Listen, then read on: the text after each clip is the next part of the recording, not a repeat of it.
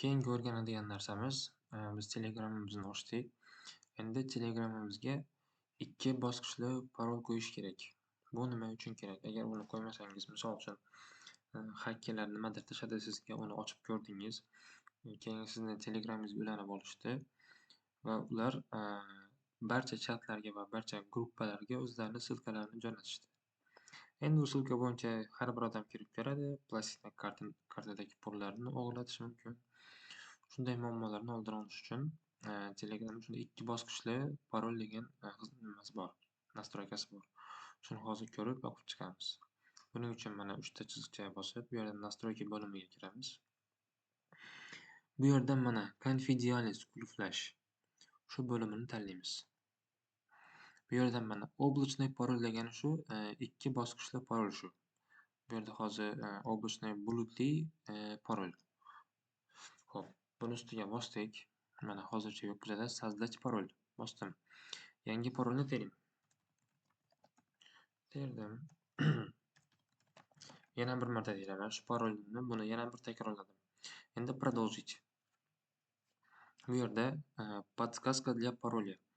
Bu, eslab qolishingiz uchun eslatma. Endi buni yozmaysiz.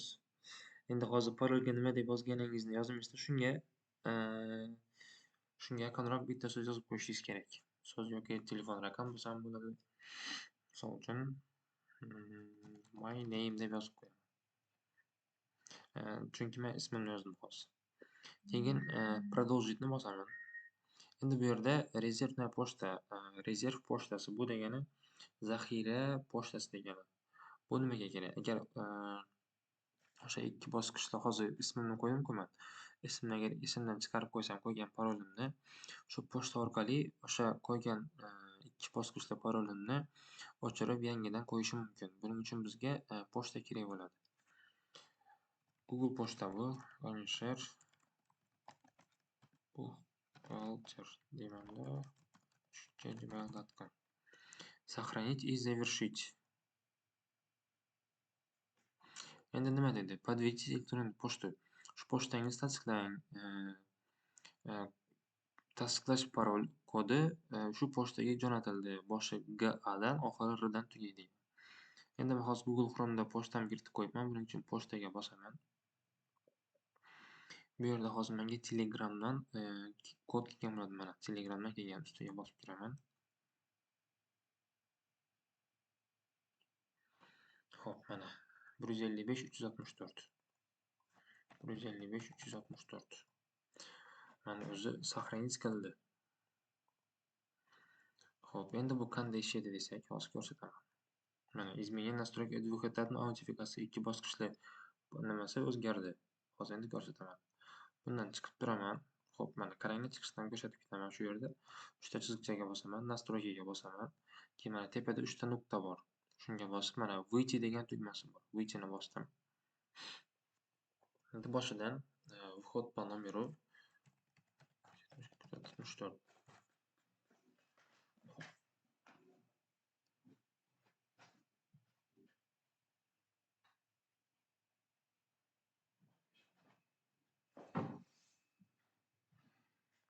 Hop, 49 512 ekan. Mana bu kodni terdim. Mana bu yozgan joyida my name degani bu mening ismim deb yozib qo'yibman. Misol uchun bu podskaska uchun, eslatma uchun. Endi bu yerga hozir ismimni yozaman. Ismimni yozdim. Shu, esda qolish kerak yoki nimagadir yozib qo'yish kerak bu parolni. Vход. Mana kirdi. Endi yana настройкаga kirib, продвинутый настройкаga bosib, личный chatdagi bularni o'chirib qo'yaman.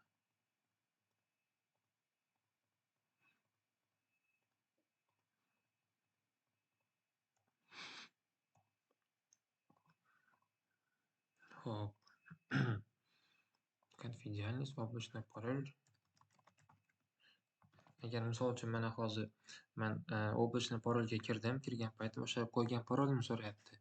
Agar esimdan chiqargan bo'lsam, misol uchun bu yerga kirganda yoki, haqiqatdan esimdan chiqib ketdi, o'ta, boshdan kiraman. Kirsam o'sha, Telegramga 6 xonali kodni teraman. Undan keyin o'sha 2 bosqichli parolni so'raydi. Uni esimdan chiqib qolgan bo'lsa, shu tagida забыли parol degan turadi. Shuni ustiga bossangiz mana Восстановление paroля kodni tiklash, parolni tiklash uchun kod yuborildi shu pochtaga.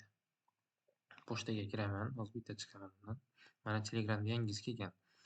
418 329. 418 329. Подтвердитni bosaman. Mana endi menga yangi parolni qo'yishimni so'rayapti. Продолжить. Podskazkani ham so'radi. Men hozir yana ismimni yozdim. Продолжить. Mana bo'ldi. Agar esimdan chiqib qolsa, shu orqali, pochta orqali tiklab olaman. Agar pochtamni kiritmagan bo'lsam, lekin haqiqatdan ham esimdan chiqqan bo'lsa, uni tiklab bo'lmaydi. Uni faqat sbros qilsa bo'ladi. Sbros nima degani? Shu hamma chatingiz o'chib ketadi, yozganlaringiz udalennoy akkaunt bo'lib qoladi. Xo'p, bu yerda hozir yo'q ekan. Udalennoy akkaunt bo'ladi. Keyin yangini ochasiz, hech nima bo'lmaydi ichida. Gruppalaringiz ham, kanallaringiz ham bo'lmaydi. Faqat bu yerda, misol uchun, shu joyda, misol uchun, G'anisher Telegramga qo'shildi degan xabar kelib turadi. Bu ikki bosqichda parolni yoqib qo'yish kerak. Va sizga hozir bu yerda pochta ham kerak bo'ladi. Pochtaning ham o'zini, nomini va parolni bilishingiz kerak. Xo'p. Bugungi darsimiz tugadi. Telegramning keyingi sirlarini keyingi darsimizda ko'rib chiqamiz.